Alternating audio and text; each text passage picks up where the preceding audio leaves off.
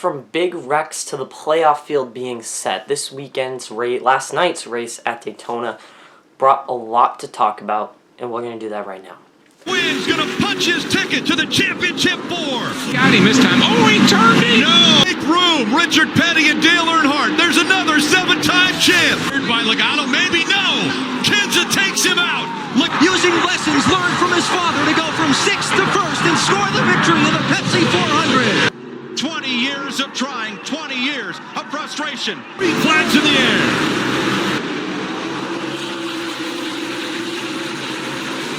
Hello everyone, welcome back to another video. My name is Cameron Simpson. Hopefully you guys are having a great day. And thanks for joining me here on the pedal. A lot to get to in today's episode, so we're not going to waste any time. There's 100 storylines to talk about, and I want to start with let's talk about the race and the action that we saw. We start at stage 1, and you look around and there's not much going on. Side-by-side racing, normally what we see at Daytona. Good racing, but it's stage 1. Everyone in the back of their mind is thinking about stage 3. We're at Daytona, of course we're thinking about stage 3. Stage 2 was very chaotic, something I didn't expect to see. It was 3-wide racing for almost the entire stage, 8 rows back, 3-wide racing. A wreck would have ended the half of the field's day. It was incredible what we were watching. 8, 9 rows back, they were passing each other 3-wide, and it was incredible. I think it was Kyle Busch got a penalty at the end of stage 1 for pitting. Led that third top lane up, and all of a sudden it was 3-wide racing up there. Him and Allgaier were really pushing each other well. Really fast cars in the front of the field. And it was really proven to be that. But it came at the end of stage 1 was the big wreck, the big one. It looked like we were going to have a clean race. It looked like it was going to be awesome. And then, of course, we had that big one at the end. Ty Gibbs gets loose, and once he got loose, that car went spinning around, collected multiple cars behind him. The entire field went around, and I think it was, honestly, I think the guy behind Ty Gibbs, I believe it was Christopher Bell, got a little loose and disrupted the air on Ty Gibbs enough where Ty Gibbs turned around and took Ryan Blaney out. The impact from Blaney was incredible. You could see the wall actually move in. According to people that were at the track, they had to repair that wall after the incident. I don't think they said that on TV, but I knew we were in a red flag for something, and I'm assuming that could have been it. We were also, NASCAR was trying to push the cars that were out. It was almost half the field, 16 cars were taking out in a wreck. It was incredible racing, but that was the moment where we knew, oh no, because playoff contenders were taking out. Ty Gibbs was taking out of that race. He had no more chance to compete for the playoffs. He was done. So it was stunk when you saw people like that. Oh, these guys were true contenders in today's race, get taken out. But there was also some amazing storylines that came out of that, because a guy like Chase Elliott went to the front of the pack. Chase Elliott needed a win to get into the playoffs. A guy like Bubba Wallace just figured out that he will make the playoffs if there's not a new winner tonight. But he also figured out that he can go full steam ahead, and he started doing that. In the third stage, they did go single file for a little while, but then pit stops happen, and it's a classic Daytona where we start to see these pit stops, and then the second row catching up to the front row, whoever had the best pit stop, and the second field catches up, that second pack, and they start going on the top lane and competing with the bottom lane, and that creates some really great racing, some really chaotic moments as cars try to jostle around to find what position they want to take. It's really great. And once you have a car in the front and a car in the middle, it's great. And then we saw what was probably one of the scariest wrecks, was the scariest wreck of the season with Ryan Preece. I think it was one of the scariest wrecks, top 10. It's up there. I haven't seen a car flip like this in a while. I mean, look. The 6th car, Ryan Newman, was one of the worst crashes I have ever experienced seeing, but this one was really bad. You saw the 41 car just flipping in the air. The broadcasters described it as like a toy car, and that's exactly what it was like. It was like a toy flipping in the air, and there's nothing that anyone could do about it. That 41 then slammed the ground on its head, on the top part of the car, slammed down, ends up flipping on 4 wheels, but incredible.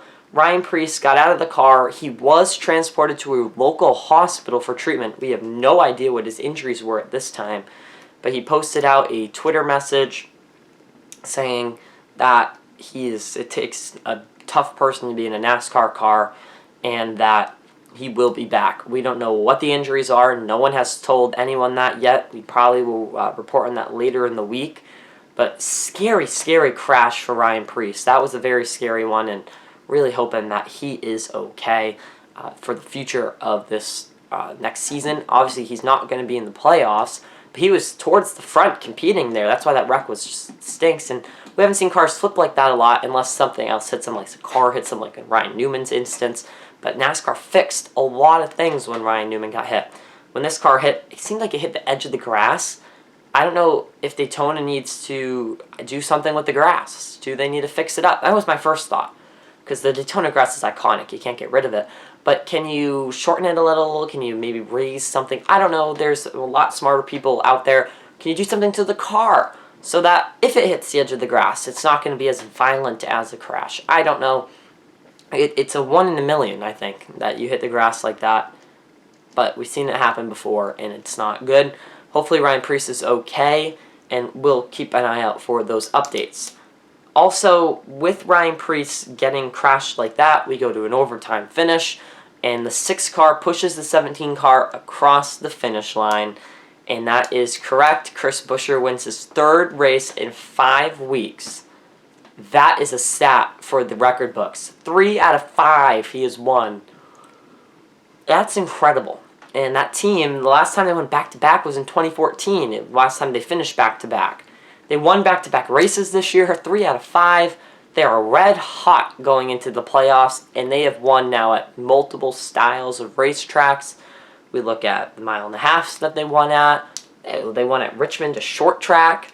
And now they won here at a super speedway, one of the most unpredictable places. You kept your car alive and you were fast in the finish, and that is something really to look at. So I will talk about the playoffs and the whole 16 cars in a second, but let's also focus in on some other candidates today. Chris Buescher won the race. He was wicked fast towards the end of that race, and he had a great push by Brad Keselowski, who finished 2nd. Aric Almirola was 2 spots away from being into the playoffs. 2 spots too short. We'll know, is this the last time we see Aric Almirola? We don't know yet. Chase Elliott in 4th. Again, Chase Elliott fans. It was an awful year, but let's really remember what happened to Chase. He got involved in a snowboarding accident earlier in the year. Missed 6 races. Then he came back and was suspended by NASCAR. Missed a 7th race. And he was in a deep points hole. He tried, but eventually it came down to he needed a win. And Watkins Glen looked like it was the best chance, and it just didn't happen. And tonight, he put a valiant effort in, and you can hear in his interview, that team is just dejected about not making the playoffs. But there is a silver lining, and that is that he may have not made the playoffs, but he is qualified for owners' points and the owners' playoffs, which honestly may mean a little more to some of these teams than you think, is exactly what he said.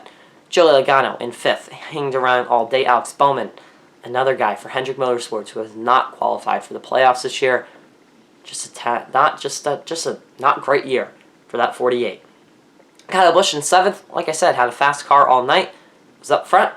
Super Speedway Racing finished 7th. William Byron, kind of same deal. Up front sometimes, in the back sometimes, finished 8th. Kevin Harvick was leading that pack when the caution came out. Looked like he may go to victory lane. No, he finishes 9th. Tough for him, but he is in the playoffs, and he still has time to win this year. Corey LaJoie in 10th for today's race. Ty Dillon in 11th. Bubba Wallace, Ty Dillon in 11th. Great job by him, by the way.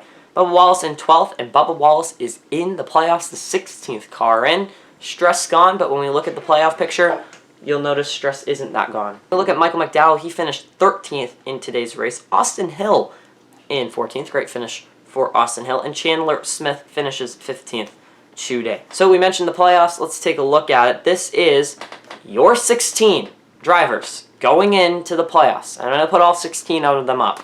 Here we go. You got William Byron, he's 36 points. Truex has 36 points and a win. Hamlin, 25 points. Chris Buescher, 21 points. Kyle Busch, 19 points. Larson, 17. Bell, 14th. Chastain, 11th.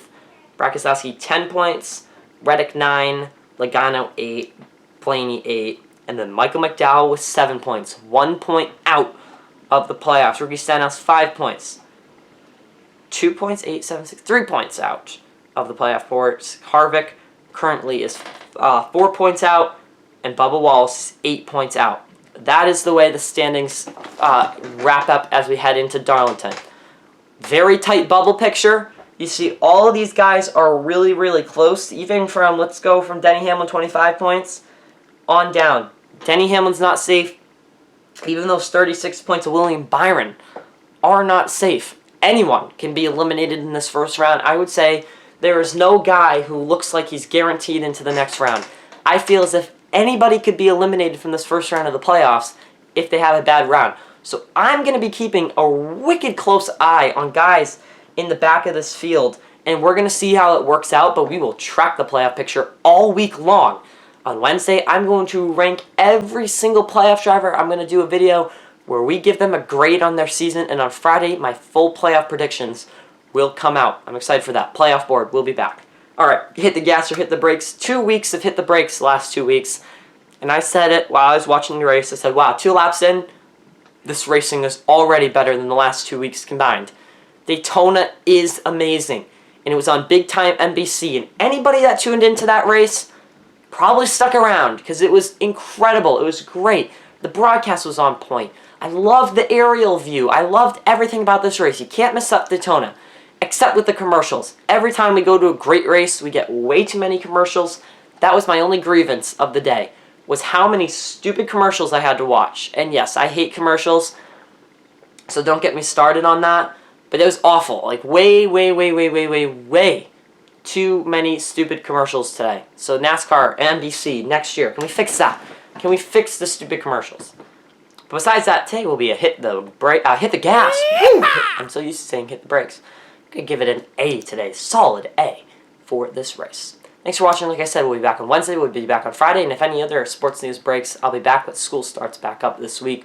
So videos will become a little more of a rarity around here. But NFL season about to kick off. We got a lot to get to within these next couple weeks. So thank you so much for being here. Thanks for watching. I'm Cameron Simpson. I'll see you in the next one.